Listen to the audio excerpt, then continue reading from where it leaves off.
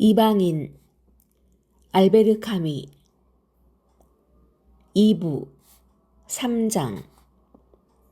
사실상 여름은 매우 빨리 지나가고 또다시 여름이 되었다고 할 수 있다. 첫 더위가 기승을 부리면서 나는 내게 뭔가 새로운 일이 생기리라는 것을 알고 있었다. 내 사건은 중죄재판소의 마지막 회기에 다루도록 되어 있었는데 그 회기는 6월로 끝나는 것이었다. 심리가 시작되었을 때 밖에는 햇빛이 가득했다. 내 변호사는 심리가 2, 3일 이상 계속되지는 않을 것이라고 내게 잘라 말했다. 그리고 덧붙였다. 게다가 법정에서도 서두를 겁니다. 왜냐하면 당신 사건은 이번 회기의 가장 중요한 사건이 아니니까요. 바로 다음에 다룰 전속 살해 사건이 있어요. 나는 아침 7시 30분에 불려나갔고 호송차에 실려 법원으로 갔다. 경관 두 사람이 나를 어두침침한 작은 방 안으로 들여보냈다. 우리는 어떤 문 옆에 앉아서 기다렸는데 문 뒤에서는 말소리, 부르는 소리, 의자 소리, 그리고 동네 축제에서 음악 연주가 끝난 뒤 춤을 출 수 있도록 장례를 정리할 때를 연상시키는 온갖 떠들썩한 소리가 들려왔다. 재판부의 출정을 기다려야 한다고 경관들이 내게 말했고 그중 한 사람이 내게 담배를 권했지만 나는 거절했다. 조금 뒤에 그가 나더러 떨리느냐고 물었다. 나는 아니라고 대답했다. 심지어 어떤 의미에서 나는 재판 구경을 하는 것이 재미있기도 했다. 살아오는 동안 그런 기회가 한 번도 없었던 것이다. 그러자 또 다른 경관이 말했다. 그렇겠네요. 하지만 나중엔 지겨워지고 말아요. 잠시 후에 작은 벨소리가 방 안에 울렸다. 그러자 그들이 내 수갑을 풀어주었다. 그들은 문을 열고 나를 피고인석으로 들여보냈다. 법정에는 사람들이 터질 듯이 꽉 들어차 있었다. 블라인드가 내려져 있는데도 햇빛이 여기저기로 새어 들어왔고 벌써부터 공기는 숨이 막힐 듯 답답했다. 유리창들은 닫아둔 채였다. 나는 자리에 앉았고 경관들이 나의 좌우에 자리를 잡았다. 내 앞에 나란히 열을 지어 자리한 얼굴들이 눈에 들어온 것은 바로 그때였다. 모두가 다 나를 바라보고 있었다. 나는 그들이 배심원이라는 것을 깨달았다. 그러나 그 얼굴들 하나하나가 어떻게 달랐는지는 말할 수가 없다. 내가 받은 인상은 한 가지뿐이었다. 말하자면 내 눈앞에 전차의 긴 좌석이 있고 거기에 앉아있는 이름 모를 승객들 모두가 새로 전차에 올라탄 승객을 몰래 엿보면서 웃음거리를 찾아내려고 하는 것 같았다. 그러나 그것이 어리석은 생각이라는 것을 나는 잘 알고 있었다. 왜냐하면 거기서 배심원들이 찾고 있던 것은 웃음거리가 아니라 범죄였기 때문이다. 그러나 그 차이는 그리 크지 않고 어쨌든 그것이 내 머리를 스친 생각이다.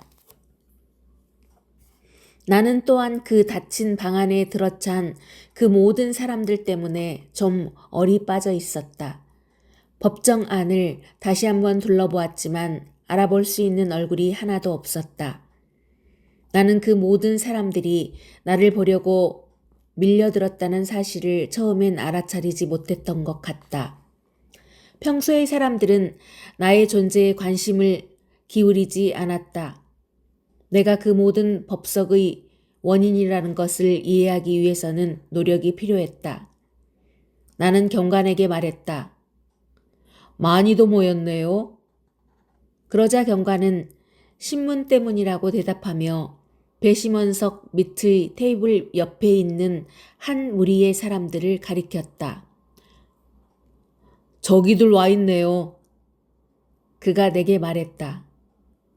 누구요? 하고 내가 물으니까 기자들 말이에요. 하고 그가 다시 말했다. 경관은 기자 중 한 사람을 알고 있었는데 바로 그때 그 기자가 그를 보고 우리 쪽으로 걸어왔다. 이미 나이가 지긋한 호감형의 사내로 얼굴을 약간 찌푸리고 있었다. 그는 매우 정답게 경광과 악수를 했다. 그 순간 나는 모든 사람들이 서로 만나고 말을 걸고 대화를 나누는 것이 마치 같은 세계의 사람들끼리 서로 만나서 즐거워하는 어떤 클럽에서라도 와 있는 것 같다는 생각을 했다. 내가 남아도는 존재라는 좀 불청객 같다는 기묘한 느낌 또한 납득이 되었다. 그러자 기자는 웃음을 띠면서 나에게 말을 걸었다. 그는 내게 일이 다 잘 풀리기를 바란다고 말했다. 내가 고맙다고 하자 그가 덧붙였다. 아시다시피 우리가 당신 사건을 좀 띄워서 보도를 했어요. 여름은 신문 쪽에서 보면 한가한철이거든요. 거리가 될 만한 것이라곤 당신 사건과 전속 살해 사건밖에 없었어요.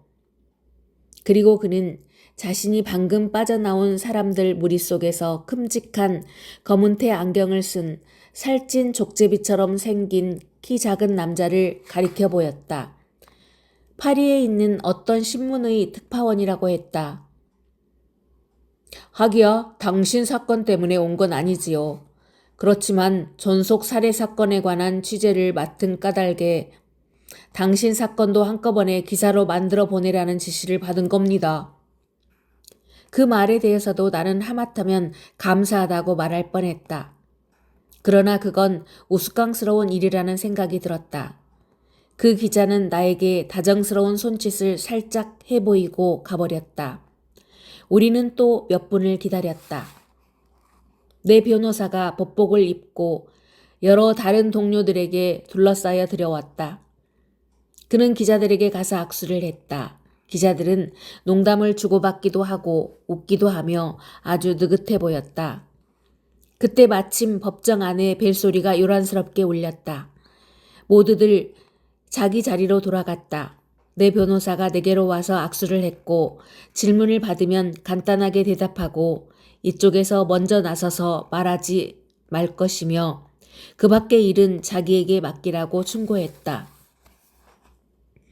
내 왼편에서 의자를 뒤로 빼는 소리가 들리더니 붉은 법복을 입고 코 안경을 쓴 키가 크고 호리호리한 남자가 조심스럽게 옷을 여미며 앉는 것이 보였다. 검사였다.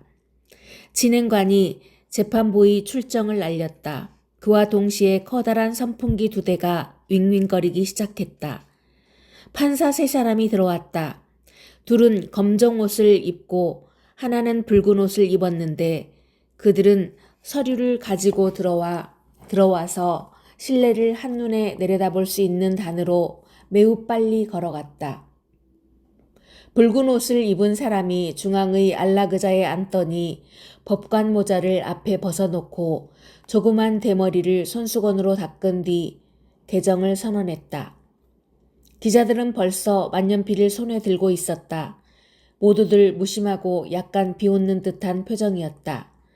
그러나 그들 중 회색 플란넬 양복을 입고 푸른 넥타이를 맨 훨씬 더 젊은 청년 하나만은 만년필을 앞에 놔둔 채 나를 바라다보고 있었다.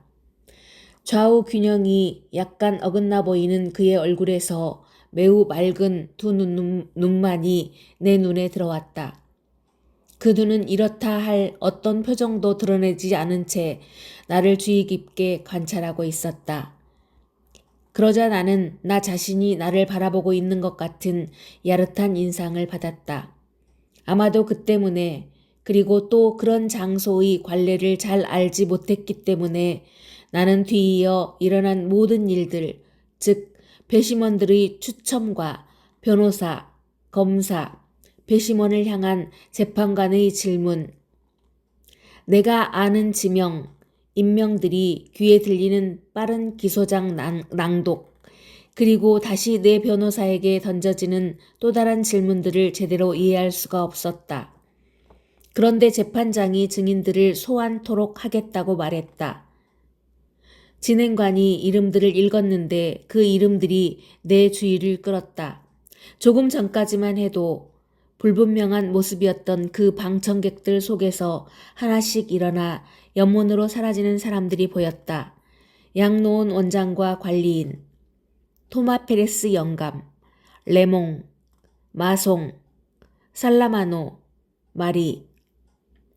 마리는 나에게 살짝 걱정스럽다는 신호를 보냈다. 나는 그들을 진작 알아보지 못한 것에 대해 아직 놀라워하고만 있었는데 바로 그때 마지막으로 셀레스트가 자기 이름이 호명되는 소리를 듣고 일어섰다. 그의 옆에는 식당에서 봤던 그 키 작은 여자가 그때의 그 재킷을 입고서 예의 정확하고 단호한 모습으로 앉아있는 것이 보였다. 그녀는 나를 뚫어지게 바라보고 있었다. 그러나 재판장이 또 말을 하기 시작했기 때문에 나는 깊이 생각할 겨를이 없었다. 재판장은 이제부터 정식 심리가 시작될 것인즉 방청석의 정숙을 새삼스럽게 주문할 필요는 없을 것으로 생각한다고 말했다. 그의 말에 따르면 사건의 심리를 공명정대하게 진행하는 것이 그의 직분이며 그는 객관적인 눈으로 사건을 바라보려 한다는 것이었다. 배심원들의 편결은 정의의 정신에 입각해서 이루어질 것이며 어쨌든 조그만 불상사라도 생기면 그는 방청객들에게 퇴장을 명하게 될 것이었다. 더위는 점점 심해졌고 실내에서 방청객들이 신문지로 부채질하는 것이 보였다. 그 때문에 구겨진 종이가 내는 나직한 소음이 계속되었다. 재판장이 손짓을 하자 진행관이 밀집으로 엮은 부채 3개를 가져왔고 새 판사는 즉시 그것을 사용했다. 나에 대한 신문이 즉시 시작되었다.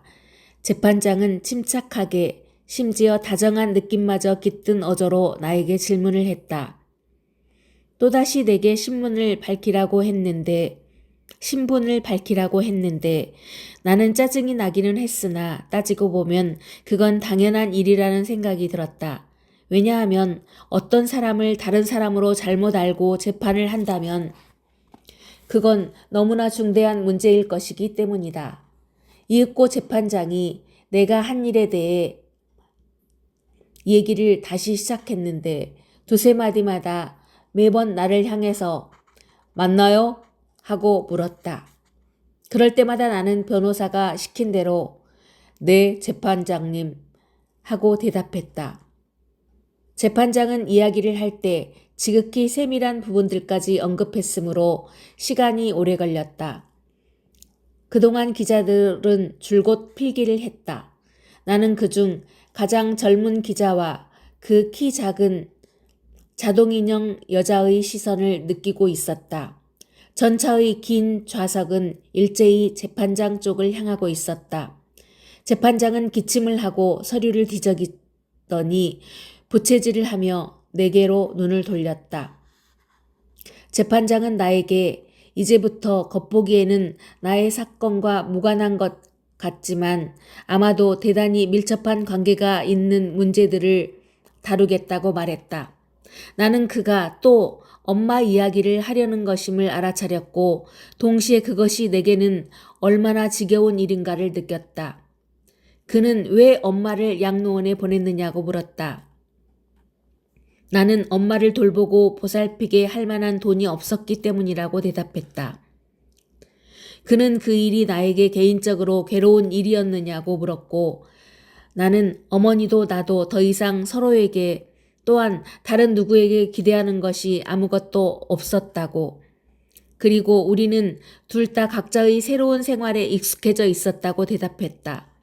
그러자 재판장은 그 점에 관해서는 더 캐묻지 않겠노라고 말한 다음 검사를 향하여 내게 할 질문이 더 없느냐고 물었다. 검사는 반쯤 나에게 등을 돌리고 있었는데 나를 쳐다보지도 않은 채 재판장이 허락한다면 내가 아랍인을 살해할 의도로 혼자서 섬 쪽으로 되돌아간 것인지를 알고 싶다고 말했다. 아닙니다. 하고 나는 말했다. 그렇다면 피고인은 왜 무기를 지니고 있었으며 왜 다름 아닌 바로 그 장소로 되돌아간 것입니까? 나는 우연이었다고 대답했다. 그러자 검사는 심술 섞인 어조로 지금은 이 정도로 하겠습니다. 하고 말했다. 그러고 나서는 모든 것이 좀 혼란스러웠다. 적어도 나에게는 그랬다. 그러나 잠시 밀담을 나눈 뒤 재판장은 패정을 선언하면서 증인 신문을 오후로 넘기겠다고 말했다. 나는 깊이 생각할 겨를이 없었다. 이끌려 나와서 호송차를 타고 감옥으로 돌아와 점심을 먹었다. 매우 짧은 시간, 피곤함을 겨우 느낄 만한 시간이 지나자 나는 다시 불려나갔다. 모든 것이 다시 시작되어 나는 같은 방 안에 같은 얼굴들 앞에 앉게 되었다. 다만 더위가 훨씬 더 심해졌고 무슨 기적이라도 일어난 듯 모든 배심원, 검사, 내 변호사, 그리고 몇몇 기자들이 하나같이 밀집 부채를 구해 들고 있었다. 젊은 기자와 키 작은 여자도 여전히 거기에 있었다. 그러나 그들은 부채질을 하지 않았고 아무 말 없이 여전히 나를 바라보고 있었다. 나는 얼굴에 흐르는 땀을 닦았다. 그리고 겨우 그 장소와 나 자신에 대한 의식을 얼마만큼 회복할 수 있었을 때 나는 양노원 원장의 이름을 부르는 소리를 들었다. 엄마가 나에 대한 불평을 하더냐는 질문을 받자 원장은 그렇다고 하면서 그러나 근친들에 대해 불평하는 것은 원생들에게서 볼 수 있는 궤벽 같은 것이라고 말했다. 양노원에 자신을 맡긴 것에 대하여 엄마가 나를 자주 원망했는지 좀 더 분명히 말하라고 재판장이 요구하자 원장은 또 그렇다고 대답했다. 그러나 이번에는 아무 설명도 덧붙이지 않았다. 또 다른 질문에 그는 장례식 날 나의 담담한 태도를 보고 놀랐다고 대답했다. 담담하다는 것은 어떤 의미인가 하고 재판장이 묻자 원장은 구두코를 내려다보더니 내가 엄마를 보려고 하지 않았고 단 한 번도 눈물을 흘리지 않았으며 장례식이 끝난 뒤 무덤 앞에서 목도도 하지 않고 곧 떠났다고 말했다. 또 하나 그를 놀라게 한 일이 있는데 장의사 직원 한 사람에게 들은 바로는 내가 엄마의 나이를 모르더라는 것이었다. 잠시 침묵이 흘렀고 이어 재판장이 그에게 그 말이 과연 나에 관한 것임에 틀림없느냐고 물었다.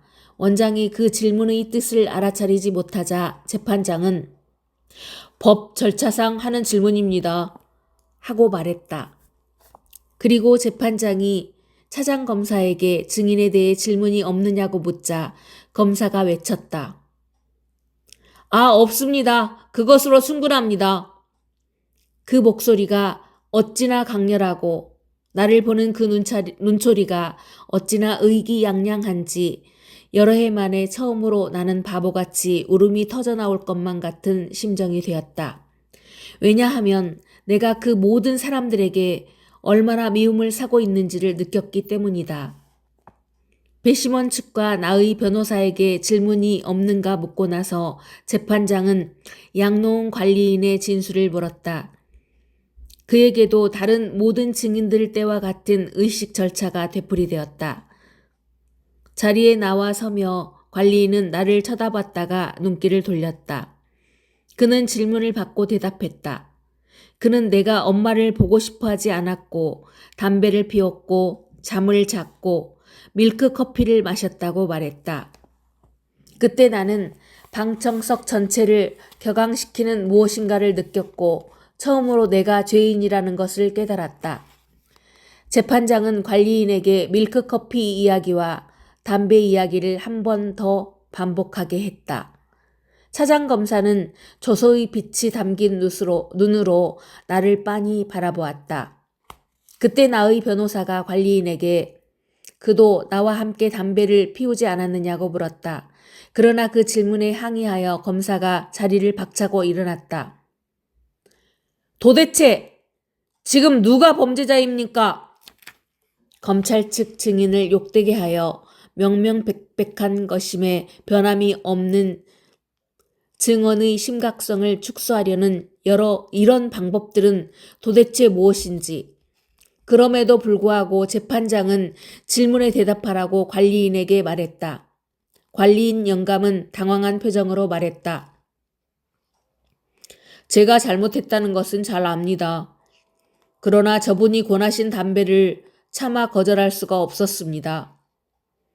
끝으로 재판관이 나에게 덧붙일 말이 없느냐고 물었다. 나는 없습니다. 다만 증인의 말이 옳다는 것을 말씀드립니다. 제가 증인에게 담배를 권한 건 사실입니다. 하고 대답했다. 그러자 관리인은 약간의 놀라움과 일종의 감사의 뜻이 담긴 눈길로 나를 바라보았다. 잠시 망설이더니 그는 밀크커피를 권한 것은 자기였다고 말했다. 내 변호사는 기세가 등등해져서 배심원들이 그 점을 참작하리라 생각한다고 말했다. 그러나 검사가 우리의 머리 위로 벼락같이 소리를 질렀다. 물론 배심원들께는 그 점을 참작하실 것입니다. 그리고 배심원들께서는 아무 관계도 없는 남이야 커피를 권할 수도 있지만 아들이라면 자기를 낳아준 어머니의 시신 앞에서 모름지기 그것을 거절해야 한다고 결론을 내리실 것입니다. 관리인은 자기 자리로 돌아갔다. 토마 페레스의 차례가 되었을 때는 진행관이 그를 증인들까지 부축해야만 했다. 페레스는 자신이 어머니와 특별히 잘 아는 사이였고 나는 장례식 날 한 번 만났을 뿐이라고 말했다. 그러나 내가 어떻게 행동했느냐는 질문에 그는 이렇게 대답했다. 사실 말씀이죠. 그날 나 자신이 너무 힘들었습니다. 그래서 아무것도 보지 못했습니다. 힘들어서 아무것도 눈에 보이지 않았습니다. 왜냐하면 그건 나에게 굉장히 마음 아픈 일이었으니까요. 심지어 기절까지 했습니다. 그래서 나는 저분을 보질 못했습니다. 차장검사는 적어도 내가 눈물을 흘리는 것은 본 적이 있느냐고 물었다. 페레스는 없다고 대답했다. 그러자 이번에는 검사가 배심원들께서는 이 점을 참작하실 겁니다. 하고 말했다. 그러나 내 변호사가 화를 냈다. 그는 내가 보기에도 과장되었다 싶은 어조로 페레스에게 내가 눈물을 흘리지 않는 건 본 적이 있느냐고 물었다. 페레스는 없습니다. 하고 대답했다. 방청객들이 웃었다. 그러자 내 변호사는 한쪽 소매를 걷어붙이면서 단호한 어조로 말했다. 이것이 바로 이 재판의 모습입니다. 모든 것이 다 사실이고 어느 것 하나 사실인 게 없습니다. 검사는 수수께끼 같은 얼굴로 문서의 제목을 연필로 찔러대고 있었다. 5분간의 휴정 시간에 변호사는 나에게 모든 것이 더할 수 없이 잘 되어 간다고 말했다. 휴정 후 피고인 측에서 요청한 셀레스트의 증언이 있었다. 피고인 측이란 바로 나였다. 셀레스트는 때때로 나에게 시선을 던졌고 두 손으로 파나마 모자를 만지작거리며 돌려댔다. 그는 가끔 일요일에 나와 함께 경마 구경을 갈 때 입었던 새 양복을 입고 있었다. 그러나 셔츠의 칼라는 달지 못했던지 구리 단추로 목을 채우고 있었다. 내가 그의 손님이었냐는 질문에 그는 그렇습니다. 하지만 또 친구이기도 했습니다. 하고 말했다. 나를 어떻게 생각하느냐는 물음에는 내가 사나이라고 대답했다. 사나이란 무슨 뜻이냐고 물으니까 그는 그것이 무슨 뜻인지는 누구나 다 안다고 말했다. 내가 내성적인 성격을 알고 있었느냐는 질문에는 다만 내가 쓸데없는 말을 하지 않았다고 대답했다. 내가 식비는 어김없이 치렀느냐고 차장검사가 묻자 셀레스트는 웃고 나서 그건 우리끼리의 사사로운 일입니다.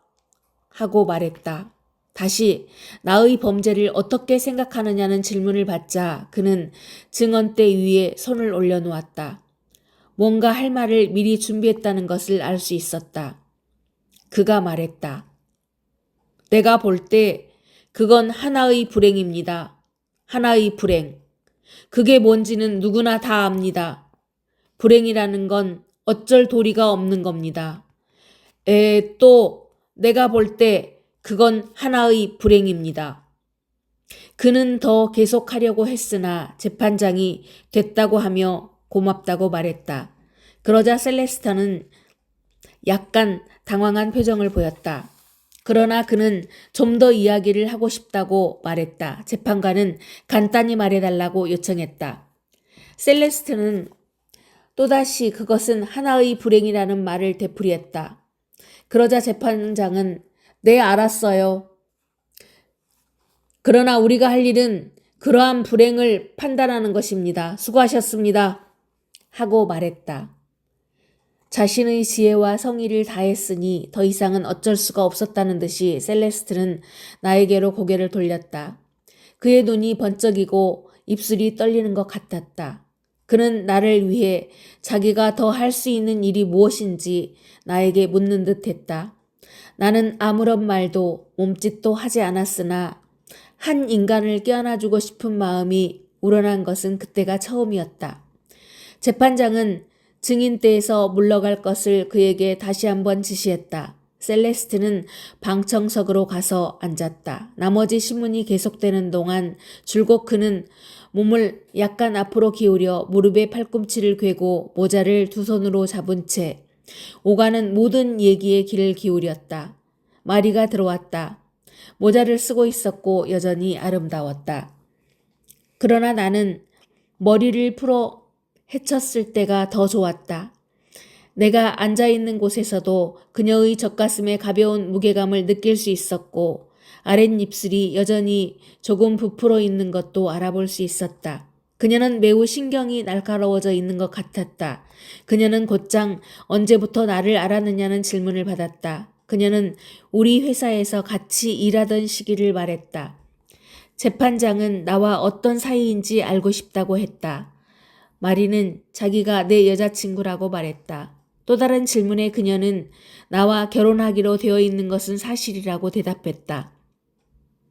서류를 뒤적이던 검사가 갑자기 언제부터 우리의 관계가 시작되었느냐고 물었다. 마리는 그 날짜를 말했다. 검사는 무심한 표정으로 그것은 엄마가 죽은 직후인 것 같다고 지적했다.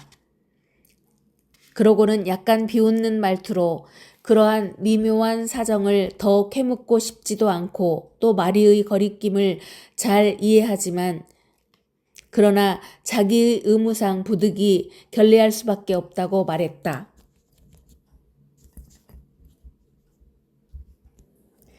그래서 검사는 마리에게 나와 관계를 맺게 된 그날 하루 동안의 일을 요약해달라고 요구했다. 마리는 이야기하고 싶어 하지 않았으나 검사의 최근에 어쩔 수 없이 우리의 해수욕, 우리가 함께 영화 구경을 간 일, 그리고 함께 우리 집으로 돌아온 일을 말했다. 차장검사는 예심해서 마리의 진술을 듣고 그날의 영화 프로그램을 조사해 보았다고 말했다.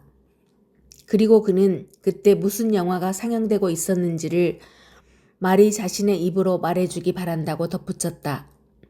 과연 마리는 거의 하얗게 질린 목소리로 그것은 페르낭델이 나오는 영화였다고 밝혔다.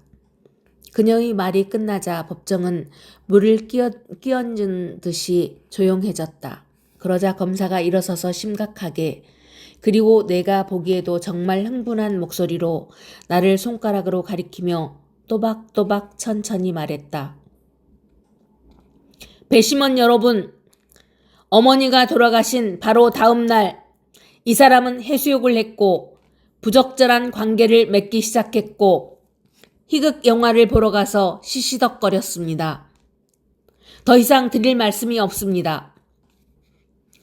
여전한 정적 속에서 검사는 말을 맺고 자리에 앉았다. 그런데 갑자기 마리가 흐느껴 울기 시작하면서 그게 아니다. 다른 것도 있었다. 사람들이 억지로 자기가 생각하는 것과는 반대되는 말을 하게 만든 것이다. 자기는 나를 잘 알고 있고 나는 그 어떤 나쁜 짓도 하지 않았다고 말했다. 그러나 재판장이 손짓을 하자 진행관이 그녀를 데리고 나갔고 신문은 다시 계속되었다. 그 다음에 마송이 나서서 나는 정직한 사람이며 그뿐만이 아니라 성실한 사람이라고 말했으나 들어주는 사람이 거의 없었다. 살라마도도 내가 자기 개에게 퍽 잘해줬다는 점을 상기시켰고 또 어머니와 나에 관한 질문에서는 내가 엄마와 할 말이 아무것도 없었고 그 때문에 엄마를 양로원에 맡긴 거라고 대답했으나 역시 들어주는 사람이 거의 없었다. 살라마노는 이해해 주셔야 합니다. 이해해 주셔야 해요. 라고 말하곤 했다. 그러나 이해해 주는 사람은 하나도 없는 것 같았다. 그도 이끌려 나갔다. 뒤이어 레몽의 차례가 되었다. 그가 마지막 증인이었다. 레몽은 나에게 슬쩍 어떤 신호를 해보이더니 다짜고짜로 나는 죄가 없다고 말했다. 그러나 재판관은 그에게 요구하는 것은 평가가 아니라 사실이라고 잘라 말했다. 재판관은 그에게 기다렸다가 질문을 듣고 대답을 하라고 권고했다. 그가 피해자와 어떤 관계였는지 정확하게 말해보라는 요구가 있었다. 레몽은 그 기회를 이용해 자기가 피해자 누이의 뺨을 때린 다음부터 피해자가 미워하고 있던 것은 바로 자기라고 말했다. 그러나 재판장은 피해자가 나를 미워할 이유는 없었느냐고 물었다. 레몽은 내가 바닷가에 같이 있었던 것은 우연한 일이었다고 말했다. 그러자 검사는 어떻게 해서 사건의 발단이 된 그 편지를 내가 쓰게 된 거냐고 물었다. 레몽은 그것도 우연이었다고 대답했다. 검사는 이 사건에서 우연은 이미 양심에 많은 폐해를 가져왔다고 반박했다. 그는 레몽이 자기 정보의 뺨을 때렸을 때 내가 말리지 않은 것도 우연인지, 내가 경찰서에 가서 증인을 서준 것도 우연인지, 그때의 증언이 레몽을 두둔하는 내용 일색이었던 것도 우연인지 알고 싶다고 했다. 그리고 끝으로 레몽에게 생활수단이 무엇이냐고 물었다. 창고 감독이라고 레몽이 대답하자 차장검사는 배심원들에게 증인이 포주 노릇을 업으로 하고 있다는 것은 두루 알려진 사실이라고 말했다. 나는 그의 공범자여 친구였다. 이것은 가장 저질의 치정사건으로 피고인이 도덕적으로 기형적 인물이라는 점 때문에 더욱 위중하다는 것이었다. 레몽이 반박하려 했고 내 변호사도 항의했으나 재판장은 검사의 이야기를 끝까지 들어야 한다고 말했다. 검사는 더 할 말이 별로 없습니다. 하고 말한 다음 레몽에게 피고인은 당신의 친구였습니까? 하고 물었다. 레몽은 그렇습니다. 나의 친구였습니다. 하고 말했다. 그러자 사장검사가 나에게 같은 질문을 했고 나는 레몽을 바라보았다. 그는 나에게서 눈을 돌리지 않았다. 나는 네 하고 대답했다. 그러자 검사는 배심원들에게로 돌아서며 선언했다. 어머니가 돌아가신 다음 날 가장 수치스러운 방탕 행위에 골몰했던 바로 그 사람이 하찮은 이유로 차마 입에 담을 수 없는 치정사건을 정리하기 위하여 살인을 한 것입니다. 검사는 그제야 자리에 앉았다. 그러나 나의 변호사는 참다 못해 두 팔을 높이 쳐들며 외쳤다. 그 때문에 법복의 소매가 흘러내리면서 풀먹인 셔츠의 주름이 드러나 보였다. 도대체 피고인은 어머니의 장례를 치렀다고 해서 기소된 것입니까? 아니면 살인을 했다고 해서 기소된 것입니까? 방청객들이 웃었다. 그러나 검사가 다시 벌떡 일어나 법복의 위험을 과시하면서 존경하는 변호인처럼 순진하다면 어떨지 모르겠지만 그 두 범주의 사실들 사이에 어떤 심오하고 비장하고 본질적인 관계가 있음을 감지하지 않을 수 없다고 잘라 말했다. 그렇습니다. 하고 그는 힘차게 외쳤다. 본인은 범죄자의 마음으로 자기 어머니를 땅에 묻었다는 이유로 이 사람의 유죄를 주장합니다. 이 선언은 방청객들에게 엄청나게 강한 인상을 준 것 같았다. 변호사는 어깨를 으쓱하고는 이마에 흐르는 땀을 닦았다. 그러나 그는 동요한 듯했고 나는 사태가 내게 유리하게 돌아가지 않고 있다는 것을 깨달았다. 신문이 끝났다. 법원을 나와 호송차를 타러 가면서 나는 짧은 한순간 여름 저녁의 냄새와 빛을 기억해냈다. 굴러가는 감옥의 어둠 속에서 나는 내가 좋아했던 한 도시의 그리고 이따금 스스로 만족감을 느꼈던 어떤 시각의 귀에 익은 그 모든 소리들을 마치 내 피로의 밑바닥으로부터 찾아내듯이 하나씩 되찾아냈다. 이미 고즈넉하게 가라앉은 대기 속에서 들려오는 신문파리들의 외치는 소리, 작은 공원 안의 마지막 새소리, 샌드위치 장수들의 호객하는 소리, 시내 고지대의 굽은 길에서 울리는 전차의 마찰음, 그리고 항구 위로 어둠이 기울기 전 하늘의 저 술렁이는 소리, 그러한 모든 것이 나에게는 소경이 되어 더듬어가는 행로를 재구성해주고 있었다. 감옥에 들어오기 전에 내가 잘 알고 있었던 그 행로를 말이다. 그렇다. 그것은 아주 오래전에 내가 스스로 만족감을 느끼곤 했던 그런 시각이었다. 그때 나를 기다리고 있던 것은 언제나 가볍고 꿈도 없는 잠이었다. 그러나 이제는 무엇인가 달라져 있었다. 왜냐하면 다음 날에 대한 기대와 더불어 이제 내가 다시 대면한 것은 바로 나의 감방이었으니 말이다. 마치 여름 하늘 속에 그려진 낯익은 길들이 우리를 감옥으로 데려갈 수도 있고 순진무구한 잠으로 데려갈 수도 있다는 듯이. 4장. 비록 피고인석에 앉아있을지라도 자기 자신에 대해 하는 말을 듣는 것은 언제나 흥미로운 일이다. 검사와 변호사 사이에 논고와 변론이 오가는 동안 사람들은 나에 대해서 많은 이야기를 했다. 아마 내 범죄에 대해서보다 나에 대해서 더 많은 이야기를 했다고 할 수 있을 것이다. 게다가 양쪽의 논고와 변론에 큰 차이가 있었던가? 변호사는 두 팔을 쳐들고 유죄를 인정하되 변명을 붙였다. 검사는 양손을 앞으로 뻗으며 유죄를 고발하되 변명의 여지를 주지 않았다. 그러나 나로서는 어딘가 좀 걸리는 것이 하나 있었다.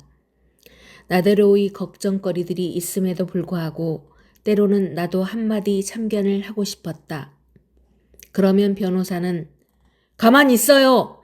그 편이 당신 사건에 더 유리해요. 하고 말하는 것이었다.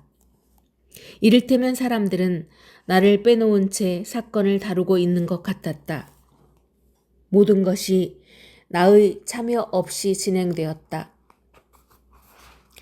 나의 의견을 묻는 일 없이 나의 운명이 결정되고 있었다. 때때로 나는 다른 모든 사람들의 이야기를 가로막고 이렇게 말하고 싶었다. 대체 누가 피고인가요? 피고인이 된다는 건 중요한 일이에요. 내게도 할 말이 있어요. 그러나 깊이 생각해보면 내겐 할 이야기가 아무것도 없었다. 사실 나는 사람들의 관심을 끄는 데서 얻는 재미는 오래 계속되지 않는다는 것을 인정하지 않을 수 없었다. 예를 들어서 검사의 논고는 금방 따분하게 느껴졌다. 나의 주의를 끌거나 흥미를 불러일으킨 것은 오직 단편적인 말, 몸짓 혹은 전체 맥락과 동떨어진 장광설 같은 것들 뿐이었다. 내가 제대로 이해했다면 검사 측 생각의 요점은 내가 범죄를 사전에 계획했다는 것이었다. 적어도 그는 그것을 증명하려고 애썼다. 실제로 그 자신이 이렇게 말하고 있었다. 제가 그것을 증명하겠습니다. 여러분, 그것도 양면으로 증명하겠습니다. 우선은 명명백백한 사실에 비추어서 다음으로는 이 범죄적 영혼의 심리 상태가 제공하는 어두컴컴한 조명에 의지해서 증명하겠습니다. 검사는 엄마가 죽은 뒤의 여러 가지 사실들을 요약했다. 내가 냉담했다는 것, 엄마의 나이를 몰랐다는 것, 이튿날 여자와 해수욕을 하러 갔다는 것, 영화 구경, 페르낭델, 그리고 끝으로 마리와 함께 집으로 돌아왔다는 것을 상기시켰다. 그때 나는 검사의 말을 이해하는데 시간이 좀 걸렸다. 그가 그의 정부라고 말했기 때문이다. 그러나 나에게 그녀는 그저 마리일 뿐이었다. 그 다음으로 검사는 레몽의 이야기에 이르렀다. 사건들을 보는 그의 방식에는 명쾌한 면이 없지 않다는 생각이 들었다. 그의 이야기는 그럴듯했다. 나는 레몬과의 합의하에 그의 정부를 유인하여 품행이 수상한 어떤 인물의 악랄한 소나기에 넘기려고 편지를 썼다. 바닷가에서는 내가 레몽의 상대들에게 시비를 걸었다. 레몽이 상처를 입었다. 나는 레몽에게 권총을 달라고 했고 그것을 사용할 생각으로 혼자서 되돌아갔다. 그러고는 계획했던 대로 아랍인을 쏘아 죽였다. 그리고 기다렸다. 그러고 나서 일이 제대로 되었는지 확인하기 위해서 다시 내 발을 침착하게 틀림없이 말하자면 깊이 생각한 끝에 쏘았다는 것이었다. 이상과 같습니다, 여러분. 하고 검사는 말했다. 저는 여러분 앞에서 이 사람이 고의적으로 살인을 하게 된 사건의 경위를 되짚어 보았습니다. 저는 이 점을 강조하고자 합니다. 왜냐하면 이것은 보통의 살인, 정상 참작의 여지가 있는 충동적인 행위가 아니기 때문입니다. 여러분, 이 사람은 똑똑합니다. 그의 진술을 여러분도 듣지 않으셨습니까? 그는 대답할 줄 압니다. 말 뜻도 압니다. 그러므로 자기가 무슨 짓을 하는지 모르고 행동했다고는 할 수 없습니다. 나는 귀를 기울이고 있었고 내가 똑똑한 사람이라고 그가 말하는 것을 들었다. 그러나 평범한 사람이 갖춘 장점이 어떻게 그를 죄인으로 모는 명백한 기소 사유가 될 수 있는 것인지는 잘 이해할 수가 없었다. 적어도 나를 놀라게 한 것은 그 점이었다. 그 뒤 나는 검사의 말에 더 이상 귀 기울이지 않았는데 문득 그의 이런 말이 들렸다. 피고인이 하다못해 후회의 빛이라도 보였던가요? 전혀 아닙니다. 여러분, 예심이 진행되는 동안 이 사람은 단 한 번도 자기가 저지른 가증스러운 범행을 뉘우치는 빛이 없었습니다. 그 순간 그는 내 쪽으로 돌아서서 손가락으로 나를 가리키며 계속해서 나를 몰아붙였는데 나는 왜 그러는지 그 이유를 잘 알 수 없었다. 하기야 그의 말이 옳다는 것은 나도 인정하지 않을 수 없었다.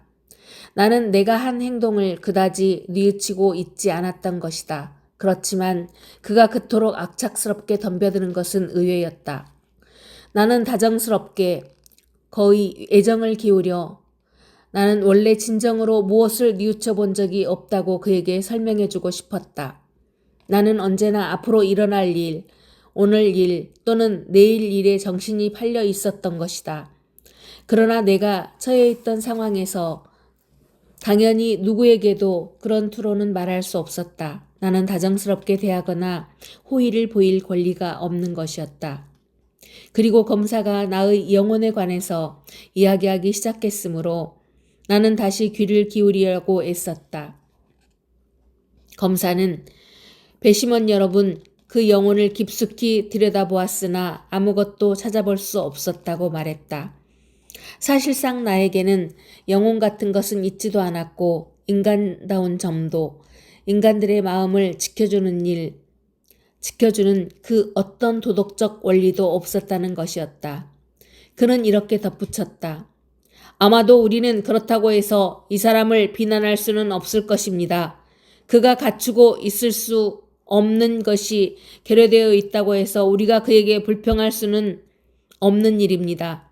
그러나 이 법정에서는 관용이라는 매우 소극적인 덕목은 그보다 더 어렵기는 하지만 더 고귀한 정의라는 덕목으로 바뀌어야 합니다.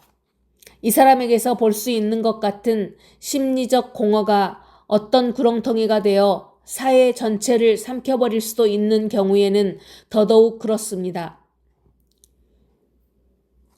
그가 엄마에 대한 나의 태도를 거론한 것은 바로 그때였다. 그는 심리 중에 했던 말을 다시 되풀이했다. 그러나 그는 내가 저지른 범죄를 이야기할 때보다 훨씬 더 길게 끌었다. 심지어 너무나 길게 끄는 바람에 결국 나는 그날 아침나절의 더위밖에는 더 이상 아무것도 느끼지 못했다. 적어도 사장검사가 말을 멈출 때까지는 그랬다.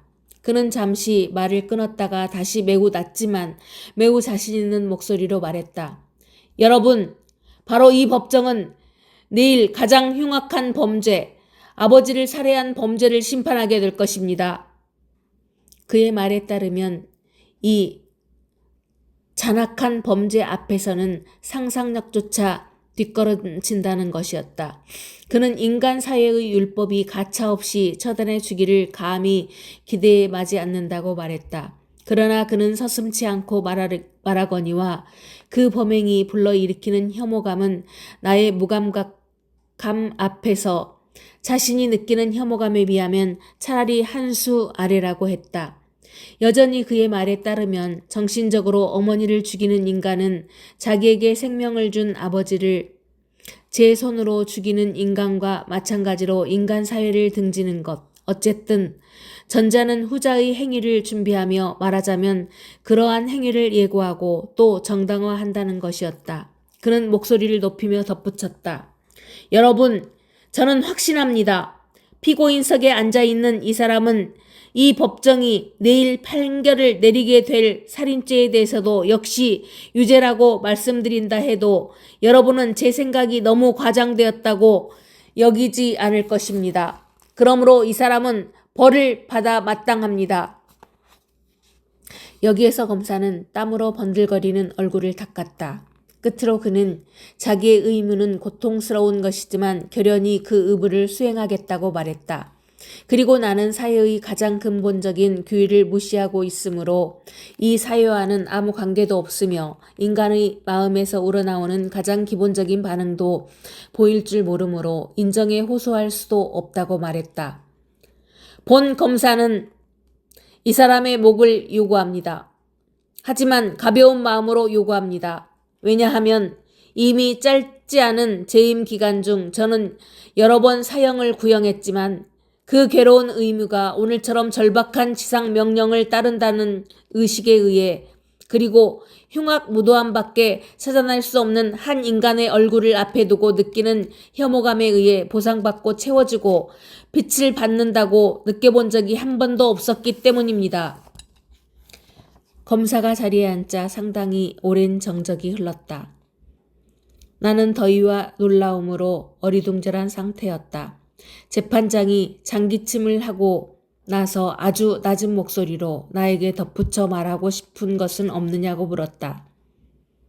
나는 자리에서 일어났고 말을 하고 싶었으므로 사실은 그저 생각나는 대로 아랍인을 죽이려는 의도는 없었다고 말했다. 재판장은 그것은 하나의 주장이라고 대답하고 지금까지 자기는 나의 자기 방어 논리를 잘 이해할 수가 없었으므로 변호사의 변론을 듣기 전에 내가 그런 행동을 하게 된 동기를 분명하게 말해주면 좋겠다고 했다. 나는 빠르게 좀 뒤죽박죽이 된 말로 그리고 우스꽝스러운 말인 줄 알면서도 그것은 태양 때문이었다고 말했다. 법정 안에서 웃음이 터졌다. 나의 변호사는 어깨를 으쓱했고 곧이어 발언권을 얻었다. 그러나 그는 시간이 늦었고 자기의 변론에는 많은 시간이 필요하므로 오후로 미뤄줄 것을 요청한다고 말했다. 재판부는 이에 동의했다. 오후에도 커다란 선풍기들이 여전히 실내의 무더운 공기를 휘젓고 있었고 배심원들이 손에 든 여러 색깔의 작은 부채들이 모두 같은 방향으로 움직이고 있었다. 내 변호사의 변론은 좀처럼 끝날 것 같지 않았다. 그러나 어느 순간엔가 나는 그의 말에 귀를 기울였다. 내가 살인을 한 것은 사실입니다. 하고 그가 말했기 때문이다. 그리고 그는 그런 투로 계속하면서 나에 대해 이야기할 적마다 나는 이라고 말하는 것이었다. 나는 매우 놀랐다. 나는 경관에게 몸을 굽혀 그러는 이유를 물었다. 경관은 잠자코 있으라고 하더니 조금 있다가 덧붙였다. 변호사들은 다 그러는 거예요. 나는 그것 또한 나를 사건에서 제쳐놓고 나를 아무것도 아닌 걸로 취급하는 것이며 어떤 의미로는 나를 대신하는 것이라는 생각이 들었다. 그러나 그때 나는 이미 그 법정에서 아득하게 먼 곳에 가 있었던 것 같다. 게다가 내 눈엔 내 변호사도 우스꽝스럽게 보였다. 그는 매우 빠르게 상대 측의 도발임을 주장하고 이어서 그 역시 나의 영혼에 대하여 말했다. 그러나 내가 보기에 그는 검사보다 재능이 훨씬 떨어진 것 같았다. 저 역시 그 영혼을 들여다보았습니다만 훌륭하신 검사님과 달리 저는 그 무엇인가를 발견할 수 있었습니다. 아니, 막힘없이 술술 그 내용을 읽어볼 수 있었다고 할 수 있습니다. 그는 내가 착실한 사람이며 규칙적이고 근면하고 근무하는 회사에 충실한 근로자, 모든 사람에게 사랑받고 다른 사람의 불행을 동정하는 사람이라는 것을 그 영혼 속에서 읽었다는 것이었다. 그가 본 바로는 나는 힘이 닿는 한 오랫동안 어머니를 부양했던 모범적인 아들이었다. 그러다가 결국 내 능력으로는 마련해 드릴 수 없는 안락한 생활을 양로원이 대신해서 늙은 어머니에게 베풀어 주기를 기대하게 된 것이었다.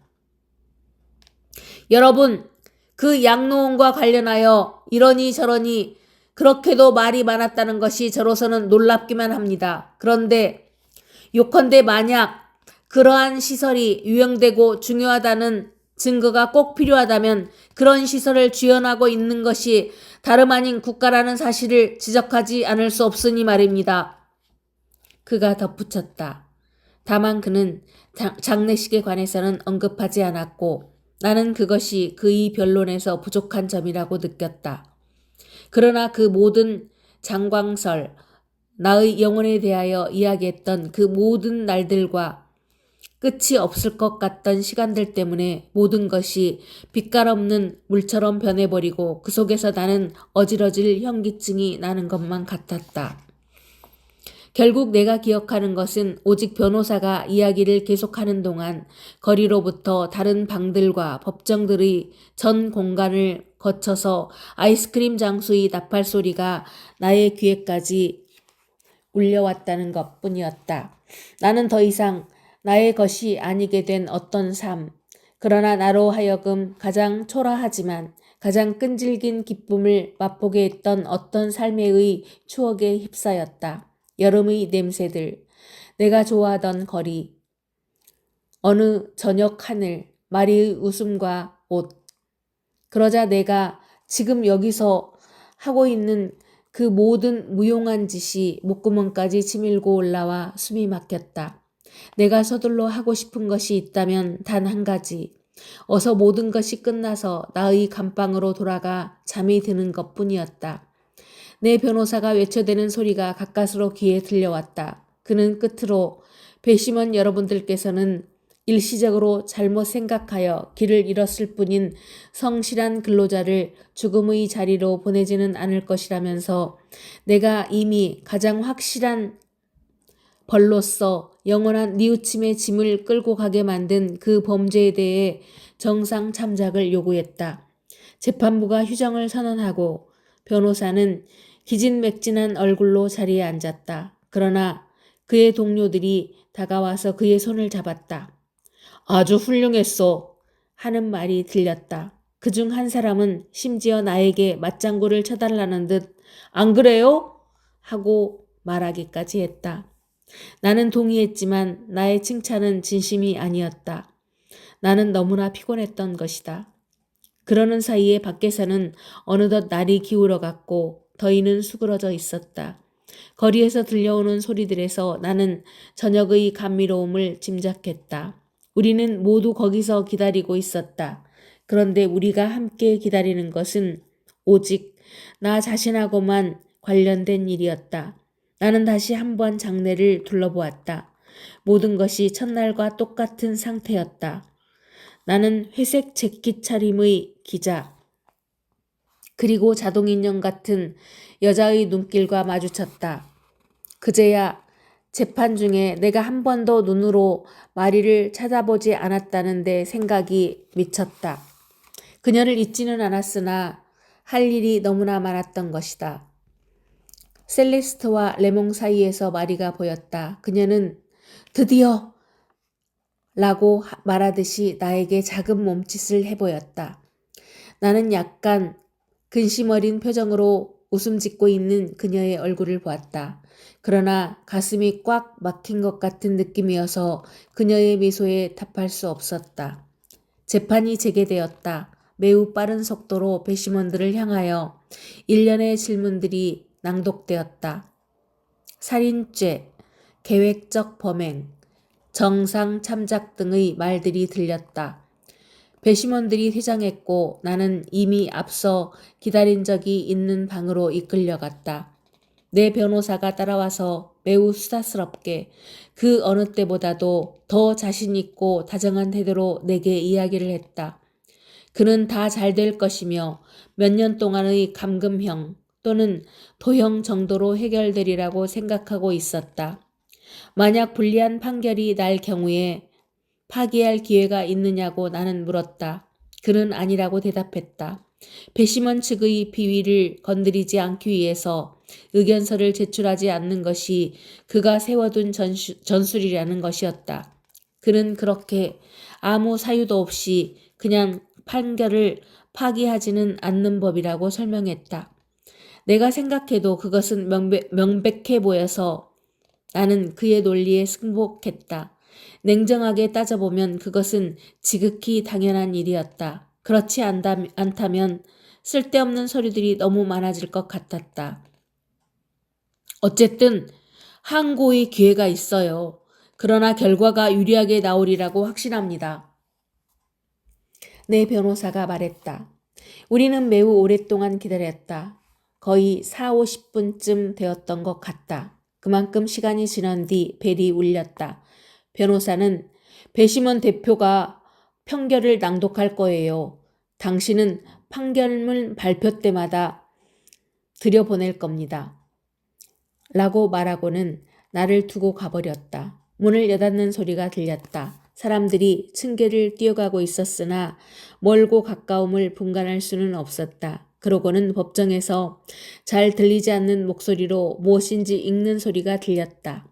또다시 벨이 울리고 피고인석 문이 열렸을 때 나에게로 밀려온 것은 장내의 정적이었다. 그 정적, 그리고 그 젊은 기자가 시선을 딴 데로 돌리고 있는 것을 보고 내가 느낀 그 야릇한 느낌이었다.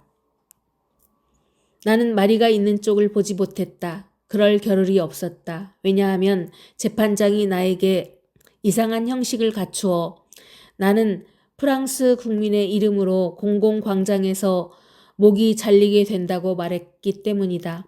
그러자 나는 모든 사람들의 얼굴에서 실감되는 그 감정을 이해할 것 같았다. 그것은 분명 어떤 존중 같은 것이었다고 생각한다. 경관들은 나에게 아주 부드럽게 대했다. 변호사는 나의 손목에 자기 손을 올려놓았다. 나는 이제 아무 생각이 없었다. 그러나 재판장이 나에게 덧붙일 말이 없느냐고 물었다. 나는 잠시 생각해 보았다. 그리고 대답했다. 없습니다. 그러자 경관들이 나를 밖으로 데리고 나왔다. 5장. 세 번째로 나는 교도소 부속 사제의 면회를 거절했다. 그에게 말할 것도 없고 이야기도 하기 싫었다. 나는 그를 곧 만나게 될 것이다. 지금 나의 관심사는 기계 장치로부터 벗어나는 것, 피할 수 없는 그 일에서도 빠져나갈 구멍이 있을 수 있는지 알아보는 것이다. 내 감방이 바뀌었다. 지금 이 감방에서는 반드시 누우면 하늘이 내다보인다. 하늘밖에 보이지 않는다. 낮에서 밤으로 옮겨가면서 색깔들이 약해지는 과정을 하늘의 얼굴 속에서 바라보는 것으로 하루하루가 지나간다. 누워서 머리 밑에 손을 괴고 나는 기다린다. 사형 선고를 받은 사람들 가운데 그 가차없는 메커니즘에서 벗어난 예가 처형되기 전엔 종적을 감추거나 경찰의 비상선을 돌파한 예가 있었는지 나는 얼마나 여러 번 자문해 보았는지 모른다. 그럴 때마다 나는 전에 사형 집행에 관한 이야기에 충분히 주의를 기울이지 않았던 것을 자책했다. 그러한 문제에는 언제나 관심을 기울여야 마땅할 것이다. 어떤 일이 닥칠지 결코 알 수 없는 일이다. 나는 다른 사람들과 마찬가지로 나도 신문에 난 취재 기사를 읽어본 적은 있다. 그러나 전문적인 서적들이 분명히 있었을 텐데 그것들을 들여다보고 싶어 한 적은 한 번도 없었다. 그러한 책들에서라면 탈출의 이야기들을 찾아낼 수 있었을 것이다. 적어도 한 번쯤은 돌아가던 바퀴가 멎는다든가 그 거역할 수 없는 사전 계획 속에서도 우연과 요행이 무슨 변화를 일으키는 일이 단 한 번은 있었다는 것을 알게 되었을 것이다. 단 한 번. 어떤 의미로는 내게는 그 한 번이면 충분했으리라고 생각한다. 나머지는 내 마음이 알아서 했을 것이다. 신문에서는 흔히 사회에 대한 부채를 말하곤 했다. 그들의 말에 의하면 그 부채를 갚아야 한다는 것이었다. 그러나 그러한 말은 상상력을 불러일으키지 못한다. 중요한 것은 탈출의 가능성, 무자비한 의식 밖으로의 도약, 희망의 모든 기회를 제공하는 광란의 질주였다. 물론 희망이란 힘껏 달리던 도중 길모퉁이에서 어디선가 날아온 총탄에 맞아 쓰러지는 것이었다. 그러나 곰곰이 생각해보면 그러한 호사를 나에게 허락해 주는 것은 아무것도 없고 모든 것이 나에게 그런 호사를 금지하고 있었으니 기계 장치가 나를 다시 붙잡는 것이었다. 아무리 해보려 해도 나는 그러한 오만방자한 확실성을 받아들일 수가 없었다. 왜냐하면 어쨌든 그 확실성의 근거를 제공한 판결과 판결이 선고된 순간부터의 가차없는 전개 과정 사이에는 어처구니 없는 불균형이 있었기 때문이다. 판결문이 17시가 아니라 20시에 낭독되었다는 사실, 그 판결이 전혀 다를 수도 있었으리라는 사실, 속옷을 갈아입는 존재인 인간들에 의해 판결이 내려졌다는 사실, 프랑스 국민 같은 지극히 모호한 개념에 의거하여 판결이 내려졌다는 사실, 그러한 모든 것이 그 결정의 진지성을 많이 깎아내리는 것 같았다. 그러나 선고가 내려진 순간부터 그 선고의 결과는 내가 몸뚱이를 짓뭉개고 있던 그 벽의 존재와 마찬가지로 확실하고 심각한 것이 된다는 사실을 인정하지 않을 수 없었다. 그럴 때면 나는 엄마가 아버지에 대해 들려준 어떤 이야기가 생각났다. 나는 아버지를 본 적이 없다. 아버지에 대하여 정확히 아는 것이라고는 아마도 엄마가 그때 이야기해 준 것이 전부였을 것이다. 아버지가 어느 살인범의 사형 집행을 보러 갔었다는 것이었다. 그것을 보러 간다는 생각만으로도 아버지는 병이 날 지경이었다. 그래도 아버지는 보러 갔고 돌아오자 아침나절 한동안 구토를 해댔다. 그 말을 들었을 때 나는 아버지가 좀 역겨웠다. 그러나 지금은 이해가 됐다. 지극히 당연한 일이었다. 사형 집행보다 더 중대한 일은 없으며 요컨대 그것이야말로 한 인간에게 참으로 흥미있는 유일한 일이라는 것을 어째서 그때는 알아차리지 못했을까? 혹시라도 이 감옥에서 나가게 된다면 나는 모든 사형 집행을 빠짐없이 다 보러 가겠다. 그러나 그러한 가능성을 생각하는 것은 잘못이었다고 생각한다. 왜냐하면 어느 이른 아침에 경찰의 비상선 밖에 말하자면 저쪽 편에 가 있는 나를 생각만 해도 사형 집행 장면을 구경하러 왔다가 나중에 토할 수도 있는 구경꾼이 된 나를 생각만 해도 독약 같은 기쁨의 물결이 가슴으로 차올랐기 때문이다. 그러나 그것은 분별 없는 생각이었다. 그런 가정에 빠져드는 것은 잘못이었다. 왜냐하면 잠시 후 나는 매우 지독한 오한 때문에 담요를 뒤집어쓰고 몸을 움크리지 않으면 안 되었으니 말이다. 걷잡을 수 없을 정도로 이가 덜덜 떨렸다. 그러나 물론 언제나 분별 있는 생각만 할 수는 없다. 예를 들어서 또 어떤 때 나는 법률안을 만들어 보기도 했다. 형법 체제를 개혁해 보기도 했다. 제일 중요한 것은 사형수에게 한 번의 기회를 주는 것임을 나는 알아차렸다. 1000번에 단 한 번. 그것이면 수많은 일을 해결할 수 있었다. 그리하여 나는 환자가 먹으면 10번에 9번만 죽는 그런 화학약품의 배합을 고안해낼 수도 있을 것이라고 생각했다. 환자가 그 사실을 알고 있어야 한다는 것이 조건이었다. 왜냐하면 침착하게 이것저것 자세하게 따져본 결과 나는 단두대 칼날의 경우 결함은 그것이 그 어떤 기회도 절대적으로 그 어떤 기회도 허용되지 않는다는데 있다는 것을 알 수 있었으니 말이다. 요컨대 단 한 번에 그 환자의 죽음이 결정되어 버리는 것이었다. 그것은 이미 결정된 일이며 확정된 배합이며 성립된 합의여서 재론의 여지가 없었다. 만에 하나 실패할 경우 다시 해야 했다. 그렇다 보니 난처한 것은 사형수로서는 기계가 순조롭게 작동해 주기만 바라야 한다는 점이었다. 내 말은 바로 그것이 불완전한 면이라는 것이다. 어떤 의미에선 그렇다. 그러나 또 어떤 다른 의미에서는 그 훌륭한 조직의 모든 비결이 거기에 있다는 것을 인정하지 않을 수 없었다. 요컨대 수용자는 정신적으로 협력을 하지 않으면 안 되었다. 모든 것이 탈 없이 진행되는 것이 그에게 이로운 것이었다. 나는 또한 그러한 문제에 관해서 내가 여태까지 옳지 못한 생각을 하고 있었다는 것을 인정하지 않을 수 없었다. 오랫동안 나는 왜 그랬는지는 모르지만 단두대로 가기 위해서는 그것이 설치된 대 위로 올라가야 한다고 계단을 올라가야 한다고 믿고 있었다.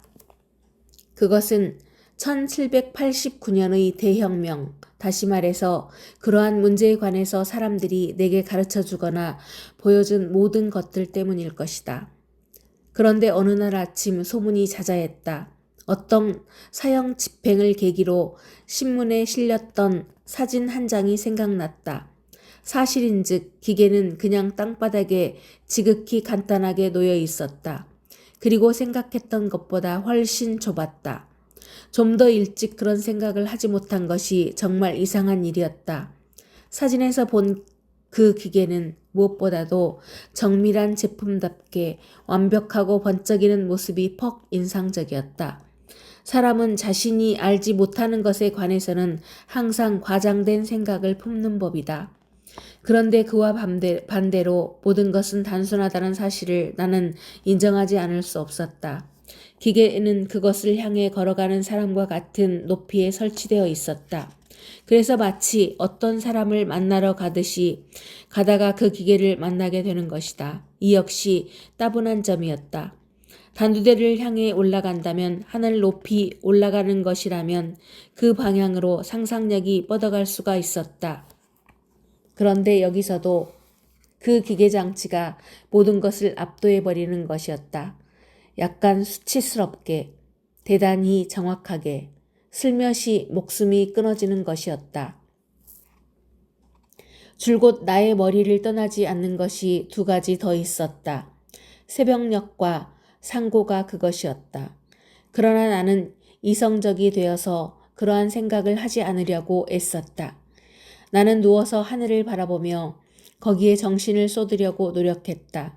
하늘이 초록빛으로 변해갔다. 저녁이었다. 나는 생각의 방향을 돌리려고 더욱 애썼다. 심장이 뛰는 소리에 귀를 기울였다. 그토록 오래전부터 나를 따라다니던 그 소리가 멎어버릴 수 있다는 것을 상상할 수가 없었다. 나는 제대로 상상력을 발휘해 본 적이 한 번도 없다. 그래도 이 심장의 고동소리가 더 이상 계속되지 않는 그 어떤 순간을 머릿속에 그려보려고 애썼다. 그러나 헛수고였다. 새벽 또는 상고라는 것이 있었던 것이다.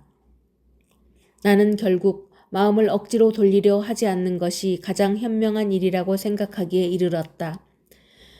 그들이 오는 것은 새벽이다. 나는 그걸 알고 있었다. 결국 나는 매일 그 새벽을 기다리며 밤을 지새운 셈이다. 언제나 나는 불시에 당하는 것을 싫어했다. 내게 무슨 일이 생길 때 나는 그 현장에 있고 싶다.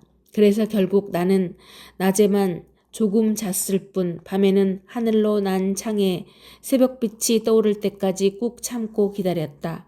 가장 힘이 드는 때는 통상 그들이 그 일을 실행하는 시간으로 알고 있는 그 의심적인 시각이었다. 자적인 시다면 나는 기다리며 망을 보았다. 나의 귀가 일찍이 그처럼 많은 소리들을 감지하고 그렇게 가느다란 소리들을 분간해 본 적은 없었다.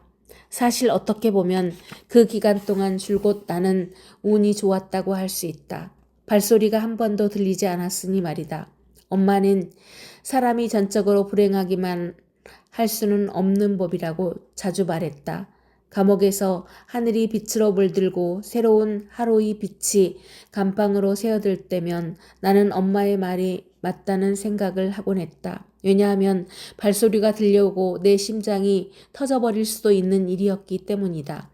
나는 심지어 아주 작은 소리만 나도 문으로 달려가 판자에 귀를 대고 정신없이 기다리다가 결국은 나 자신의 숨소리를 듣게 되고 그 소리가 헉헉거린다거나 개가 헐떡거리는 소리와 너무나 닮았다는 것을 깨달으며 깜짝 놀라기도 했지만 결국 내 심장은 터지지 않았고 나는 또다시 24시간을 벌게 되는 것이었다. 낮 동안에는 진종일 상고 생각을 했다. 나는 이 상고에 대한 생각에서 최선의 방책을 얻어냈다고 본다. 나는 효과를 면밀히 따져보고 그러한 숙고를 통해서 최대의 결실을 얻어내는 것이었다. 나는 늘 최악의 경우를 가정하곤 했다. 상고의 기각이 바로 그것이었다. 그래, 그러면 나는 죽는 거지 뭐.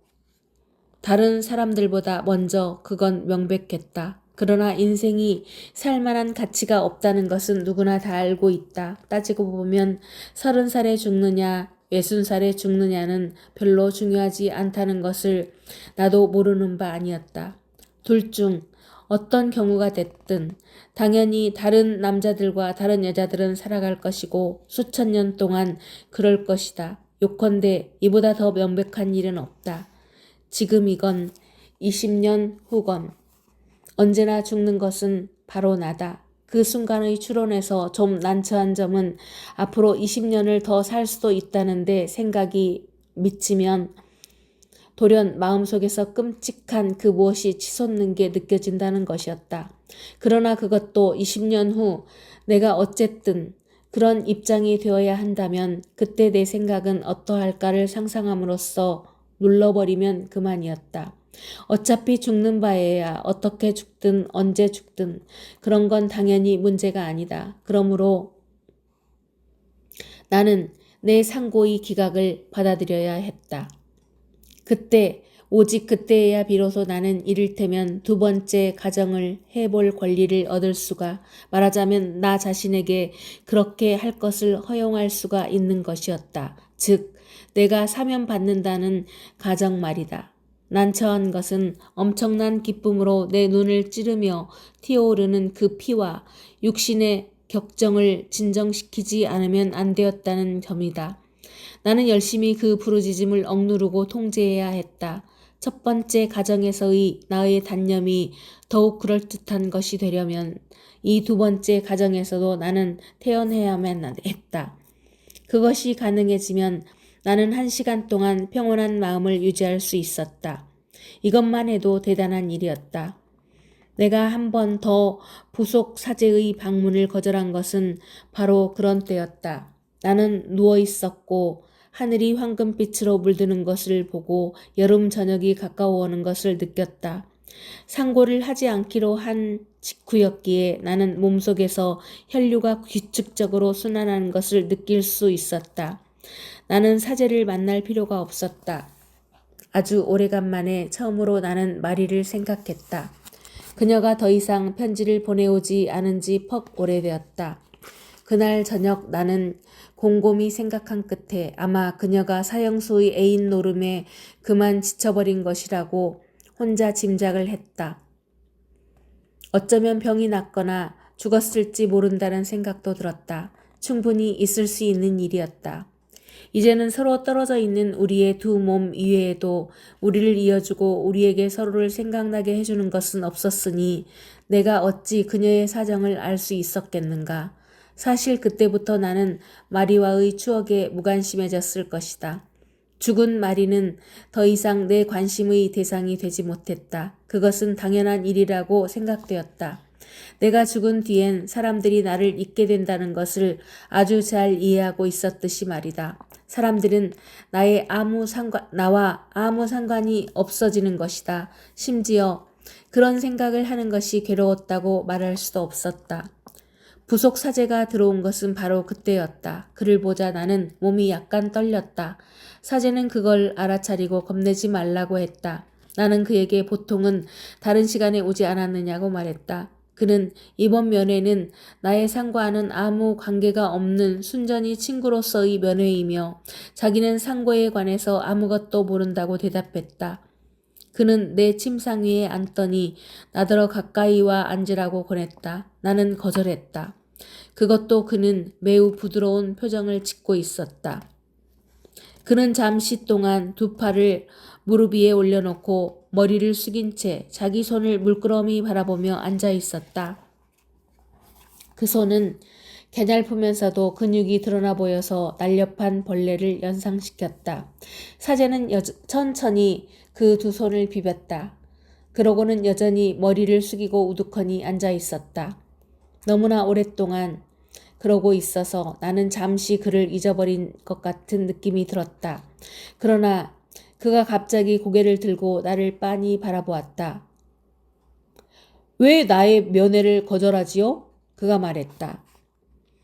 나는 신을 믿지 않는다고 대답했다. 그 점에 대해 확신할 수 있느냐고 묻기에 나는 그러한 것을 자문해 볼 필요는 없다고 말했다. 내게는 중요하지 않은 문제라고 생각되었기 때문이다. 그러자 그는 몸을 뒤로 젖히고 두 손을 펴 넓적다리 위에 얹은 채 벽에다 등을 기댔다. 그는 거의 나를 향해 말하는 것 같지도 않게 사람은 때때로 자신이 확신한다고 생각하지만 사실은 그렇지 않다고 지적했다. 나는 아무 말도 하지 않았다. 그는 나를 쳐다보더니 물었다. 어떻게 생각하나요? 그럴 수도 있을 것이라고 나는 대답했다. 어쨌든 나는 내가 정말로 무엇에 관심이 있는지는 확신할 수 없을지 몰라도 무엇에 관심이 없는지는 절대적으로 확신할 수 있다고 말했다.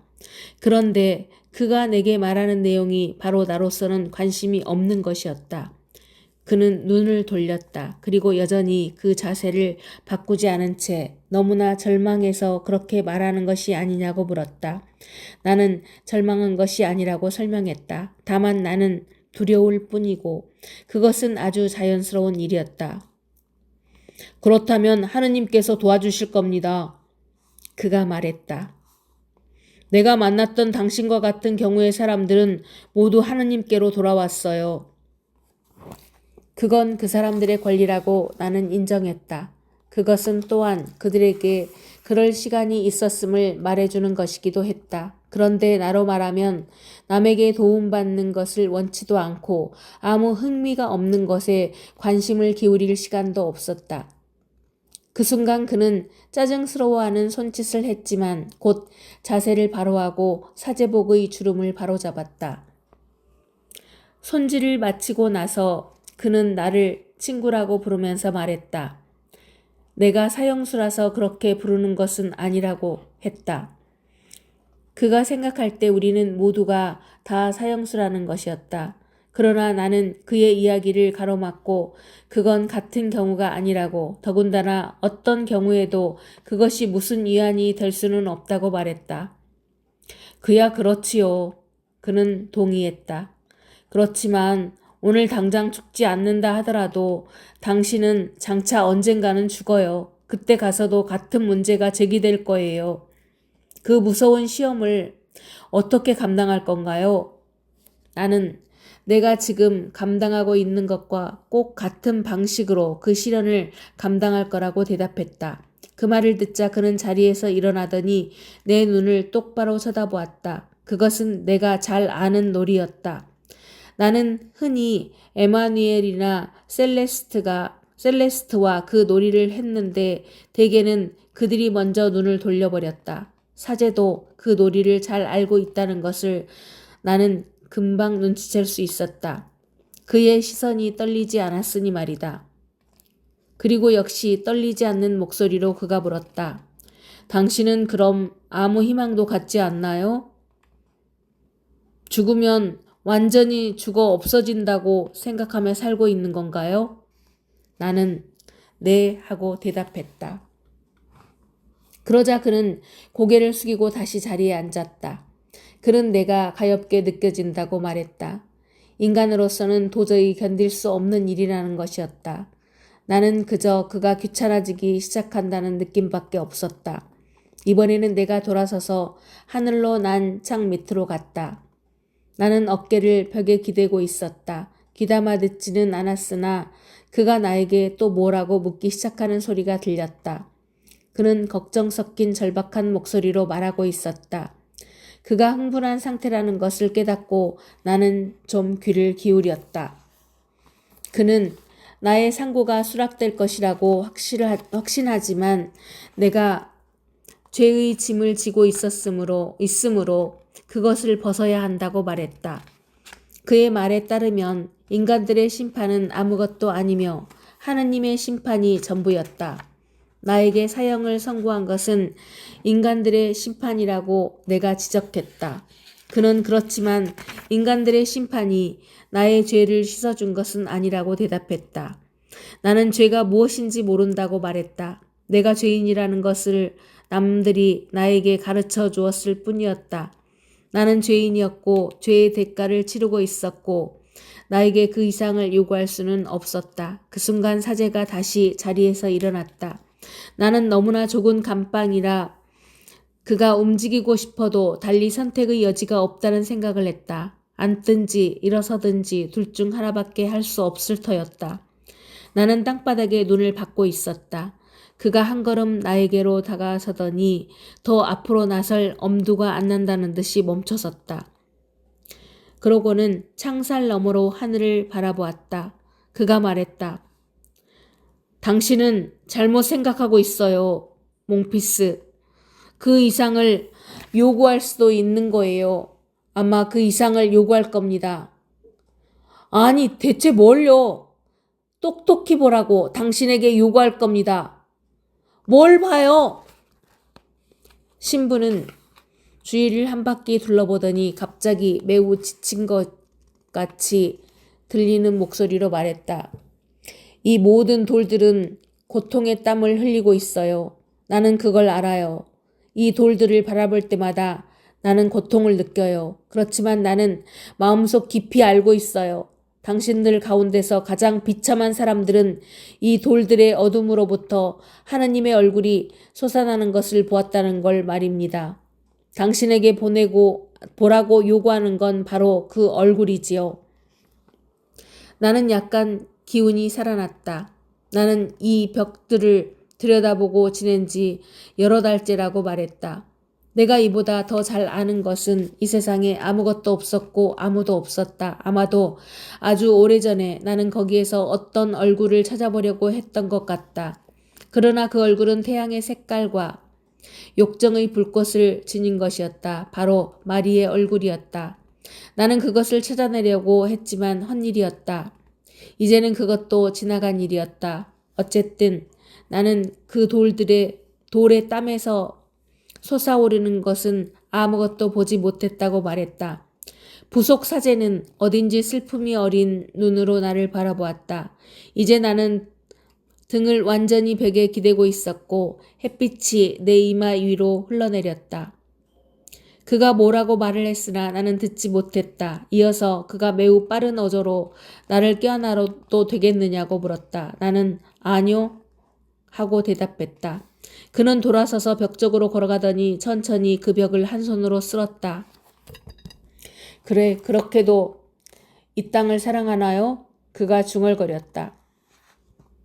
나는 아무 대답도 하지 않았다. 그는 상당히 오랫동안 돌아서 있었다. 그의 존재가 내게 짐스럽고 성가셨다.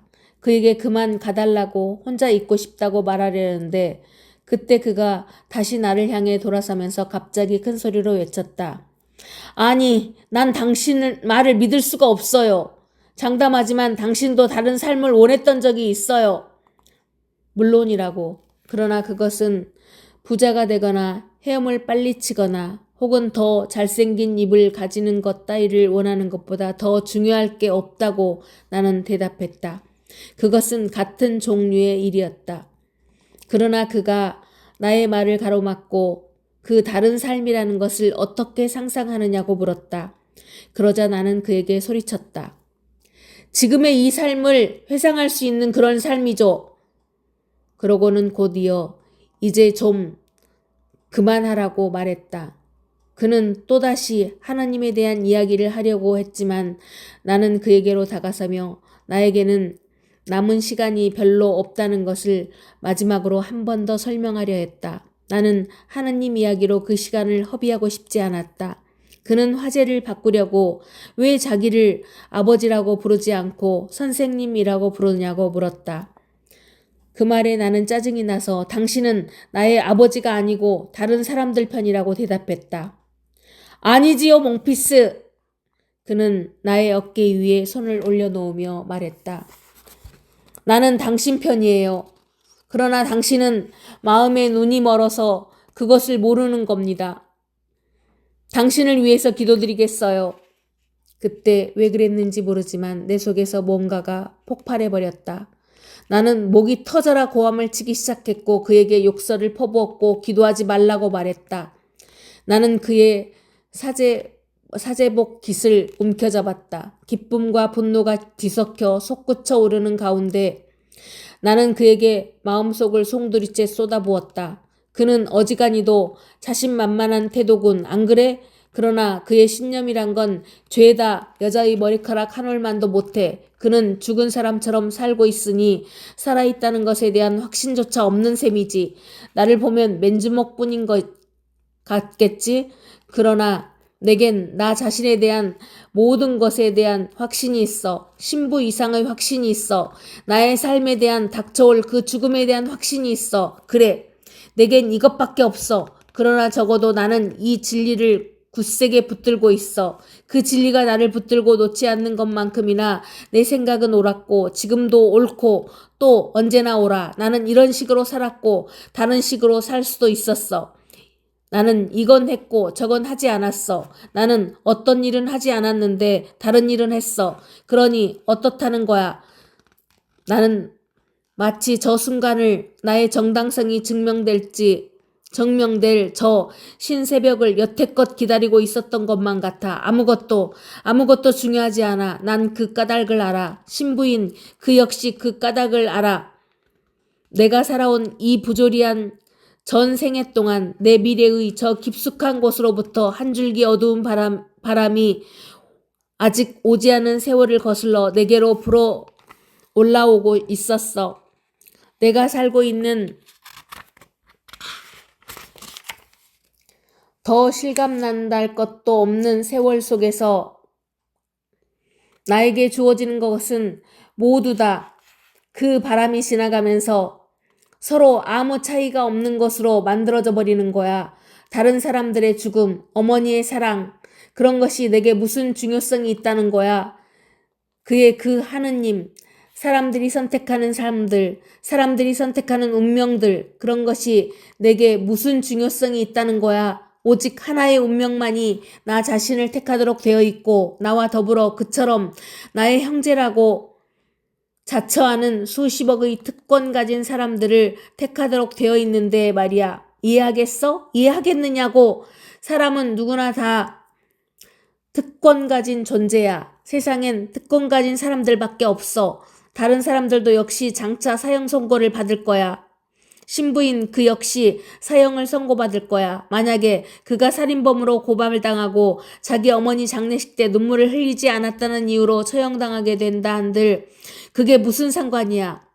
살라마노의 개나 그의 마누라나 그 가치를 따지면 매 한 가지야. 자동인형 같은 그 키 작은 여자도 마성과 결혼한 그 파리 여자나 또 내가 결혼해주기를 바랬던 말이나 다 마찬가지로 죄인이야. 셀레스트는 레몽보다 낫지만 레몽이 셀레스트 못지않은 내 친구라는 게 무슨 상관이야. 마리가 오늘 또 다른 메루소에게 입을 내바치고 있다 한들 그게 무슨 상관이야. 도대체 이야기나 하는 거야? 이 사형수를 그리고 미래의 저 깊숙한 곳으로부터 이런 모든 걸 외쳐대느라 나는 숨이 막혔다. 그러나 벌써 사람들이 사제를 내 소나기에서 떼어내고 있었고 간수들이 나를 위협하고 있었다. 그러나 사제는 그들을 진정시켰고 한동안 말없이 나를 바라보았다. 그의 눈에는 눈물이 가득 괴어 있었다. 그는 마침내 돌아서더니 사라졌다. 그가 나가고 나자 나는 평정을 되찾았다. 나는 기진맥진해서 침상에 몸을 던졌다. 그러고는 잠이 들었던 모양이다. 왜냐하면 눈을 뜨자 얼굴 위로 별들이 쏟아지고 있었으니 말이다. 들판의 소리들이 나에게까지 올라오고 있었다. 밤 냄새, 흙 냄새, 소금 냄새가 내 관자놀이를 시원하게 식혀주었다. 잠든 그 여름의 그 신기로운 평화가 밀물처럼 내 속으로 흘러들었다. 그때 밤의 저 끝에서 백고동 소리가 크게 울렸다. 그것은 이제 나와는 영원히 관계가 없게 된 한 세계로의 출발을 알리고 있었다. 참으로 오래간만에 처음으로 나는 엄마를 생각했다. 엄마가 왜 한 생애가 다 끝나갈 때 약혼자를 만들어 가졌는지, 왜 다시 시작해보는 노름을 했는지 이해할 수 있을 것 같았다. 거기 못 생명들이 꺼져가는 그 양로원 근처 거기에서도 저녁은 우수가 깃든 휴식시간 같았다. 그토록 죽음이 가까운 시간에 그곳에서 엄마는 마침내 해방되어 모든 것을 다시 살아볼 준비가 되었다고 느꼈던 것 같다. 아무도 엄마의 죽음을 슬퍼할 권리는 없는 것이다. 그리고 나 또한 모든 것을 다시 살아볼 수 있을 것 같은 생각이 들었다. 마치 그 커다란 분노가 나의 고뇌를 씻어주고 희망을 비워버리기라도 했다는 듯.